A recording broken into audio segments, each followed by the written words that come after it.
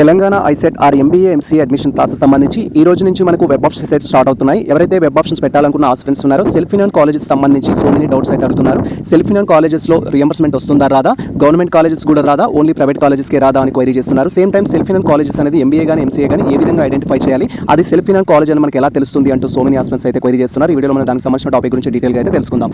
Welcome to the masters education. నేను మీ సత్య. ప్రీవియస్లో already మేము detail video చేయడం జరిగింది.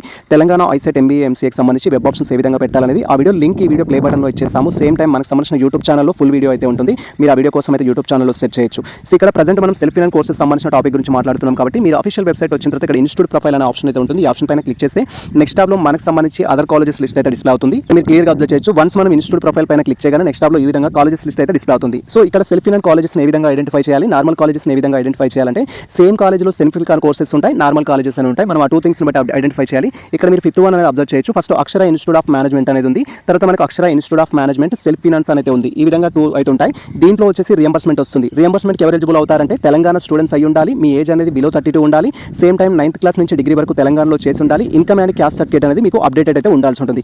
ఈ రూల్స్ అండ్ ఫుల్ఫిల్ చేసినట్లయితే మీకు రియంబర్స్మెంట్ వస్తుంది. ఆ విధంగా మీరు OC, BC, SC, ST, minority students అయితే ఈ కాలేజ్కి ప్రియారిటీ ఇస్తే సరిపోతుంది. మీకు స్కాలర్షిప్ రాదు అనుకుంటే మీరు ఏ కోర్స్కి అప్లై చేసినా ఏం కాదు, రెగ్యులర్ అప్లై చేసినా సెల్ఫ్ ఫినాన్స్ అప్లై చేసినా. బట్ స్కాలర్షిప్ ఎలిజిబుల్ ఉన్న స్టూడెంట్స్ ఎవరైతే ఉంటారో సెల్ఫ్ ఫినాన్స్కి అయితే వెబ్ ఆప్షన్స్ పెట్టకండి. సెల్ఫ్ ఫినాన్స్కి వెబ్ ఆప్షన్స్ పెడితే మీకు రియంబర్స్మెంట్ రాదు. మొత్తం అమౌంట్ అనేది మీరు పే చేసి సీట్ కన్ఫర్మ్ చేసుకోవాలి. దాన్ని ఐడెంటిఫై చేయడానికి నార్మల్ కాలేజ్కి ఏమో 4 డిజిట్స్ కోర్స్ అనేది ఈ విధంగా అయితే ఉంటుంది. మీరు ఇక్కడ క్లియర్గా అబ్జర్వ్ చేయొచ్చు. అక్షర ఇన్స్టిట్యూట్ ఆఫ్ మేనేజ్మెంట్ అనేది.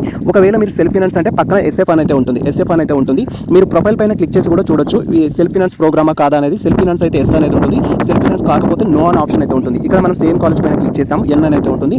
నాట్ అప్లికేబుల్ అనమాట. సెల్ఫ్ ఫినాన్స్ కాదు అనేది అర్థం చేసుకోవచ్చు. ఇది ఓన్లీ ప్రైవేట్ కాలేజ్ సంబంధించిన ఇన్ఫర్మేషన్. గవర్నమెంట్ కాలేజెస్ కూడా ఉంటాయి. గవర్నమెంట్ కాలేజెస్కి అయితే రియంబర్స్మెంట్ రావడం జరిగింది. ఉదాహరణకు మనకు ఉస్మానియా యూనివర్సిటీ అయితే ఉంది. ఉస్మానియా యూనివర్సిటీలో కనుక మీరు సెల్ఫ్ ఫినాన్స్ కోర్సెస్లో జాయిన్ అయినా కూడా మనకి రియంబర్స్మెంట్ అయితే వస్తుంది. ఉస్మానియా యూనివర్సిటీ సంబంధించి ఎవరైనా అలర్ట్ అయిన కాలేజ్ స్టూడెంట్స్ ఉంటే మీరు ఒకసారి అయితే వెరిఫై చేసుకోండి. అండ్ మీకు డౌట్స్ ఉన్నట్లయితే ఫస్ట్ కాలేజ్ దట్ కాల్ చేసి ఇన్ఫర్మేషన్ అయితే తెలుసుకొని వెబ్ ఆప్షన్స్ పెట్టడానికి అయితే ట్రై చేయండి.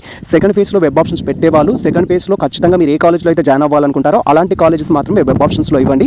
ఫర్ ఎగ్జాంపుల్ నాకు ఫస్ట్ ఉస్మానియా యూనివర్సిటీ సెల్ఫ్ ఫినాన్స్లో వచ్చింది. ఇప్పుడు నేను జేఎన్టీయూ అనేది పెట్టుకుంటున్నాను అనుకోండి. జేఎన్టీయూలో కనుక సీట్ వచ్చినట్లయితే ఖచ్చితంగా మనం జేఎన్టీయూలోనే జాయిన్ అవ్వాలి. సెకండ్ ఫేజ్లో ఎక్కడైతే సీట్ వస్తుందో అక్కడ జాయిన్ అవ్వాలి. ఫస్ట్ మళ్ళీ నాకు ఉస్మానియా యూనివర్సిటీనే కావాలి అంటే ఉండదు. వన్స్ మీకు సెకండ్ ఫేజ్లో కనుక వేరే కాలేజ్లో సీట్ అలాట్ అయినట్టయితే ఫస్ట్ ఫేజ్లో వచ్చింది ఆటోమేటిక్గా క్యాన్సిల్ అవ్వడం జరుగుతుంది. కాబట్టి సెకండ్ ఫేజ్లో వచ్చిన సీట్ అనేది మీకు నచ్చకపోతే మళ్ళీ ఫస్ట్ ఫేజ్కి మూవ్ అవ్వాలి అనే ప్రాసెస్ అయితే ఉండదు. ఒకవేళ మీకు సెకండ్ ఫేజ్లో రాకపోతే ఫస్ట్ ఫేజ్లో వచ్చింది అలాగే ఉంటుంది. ఆన్లైన్లో అమౌంట్ పే చేసి సెల్ఫ్ రిపోర్టింగ్ చేసి ఉంటే. కానీ సెకండ్ ఫేజ్లో మీరు ఆన్లైన్లో అమౌంట్ పే చేసి సెల్ఫ్ రిపోర్టింగ్ చేసినా కూడా ఒక కాలేజ్లో సీట్ వచ్చింది అనుకోండి, ఫస్ట్ ఫేజ్లో ఆటోమేటిక్గా క్యాన్సిల్ అవుతుంది. కాబట్టి వెబ్ ఆప్షన్స్ పెట్టే ఆస్పిరెంట్స్ జాగ్రత్తగా పెట్టండి. సెకండ్ ఫేజ్లో పెట్టేది మీ డిసిషన్ అనేది బెటర్ కాలేజెస్ కోసం పెట్టుకుంటున్నారా, రెగ్యులర్ కోసం పెట్టుకుంటున్నారా, ప్లేస్మెంట్ కోసం పెట్టుకుంటున్నారా అనే దాన్ని బట్టి మీరు సెకండ్ ఫేజ్ వెబ్ ఆప్షన్స్ పెట్టండి. ఇది మనకు సంబంధించి ఒక ముఖ్యమైన కీ అప్డేట్ అయితే.